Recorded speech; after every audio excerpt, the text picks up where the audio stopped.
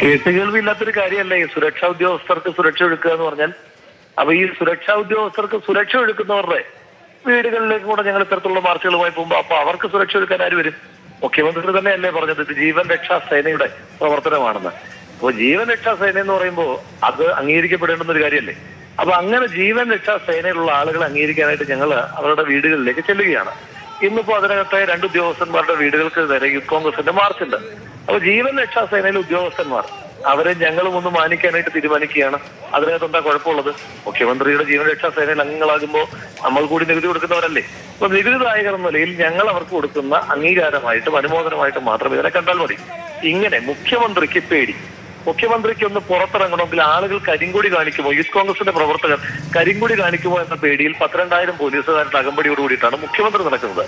അപ്പൊ ഈ അകമ്പടിക്ക് പോകുന്നവന്മാർക്കെങ്കിലും ഒരു മിനിമം ധൈര്യം വേണ്ടേ? അവന്മാർ അടുത്ത ആളുകളെ സുരക്ഷയ്ക്ക് വേണ്ടിയിട്ട് വിളിക്കുന്നു. ഇത് ഇങ്ങനെ പോയി കഴിഞ്ഞാൽ ഈ നാട്ടിലെ പോലീസുകാർ മുഴുവൻ മുഖ്യമന്ത്രിയെ ചുമന്നുകൊണ്ട് നടക്കുന്ന ഉദ്യോഗസ്ഥരും അവരുടെ ഉദ്യോഗസ്ഥർക്കും അവർക്ക് കാവൽ നിൽക്കുന്ന ഉദ്യോഗസ്ഥർക്കും ഒക്കെ ആയിട്ട് മാത്രമായി വിഭജിച്ചു പോകുമല്ലോ. കേരളത്തിലെ ലോ ആൻഡ് ഓർഡർ ഇഷ്യൂസിനെ കൈകാര്യം ചെയ്യാൻ ഇനി തമിഴ്നാട്ടിൽ നിന്നോ ആന്ധ്രയിൽ നിന്നോ ഒക്കെ പോലീസുകാർ ഇറക്കേണ്ടി വരുമല്ലോ. നമ്മൾ ഈ അരിയും പലവ്യഞ്ജന സാധനങ്ങളൊക്കെ ഇറക്കുന്നത് പോലെ പോലീസ് ഉദ്യോഗസ്ഥന്മാരെ കൂടെ ഇറക്കുമതി ചെയ്യുന്ന സാഹചര്യം ഇവിടെ ഉണ്ടാകുമല്ലോ.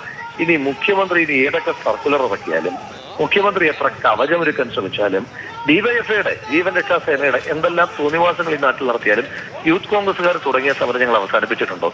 ഈ നരാധമ സർക്കാരിന്റെ നരാധമ സദസ്സ് സഞ്ചരിക്കുന്ന അടിയന്തരാവസ്ഥക്കെതിരായിട്ട് കല്യാശ്ശേരിയിൽ ഞങ്ങളെ അനാവശ്യമായി പ്രകോപിപ്പിച്ച് ഞങ്ങൾ തുടങ്ങിയ സമരം ഇന്ന് ആലപ്പുഴ ജില്ലയിൽ വരെ എത്തുമ്പോൾ ആ സമരം തുടരുകയല്ലേ.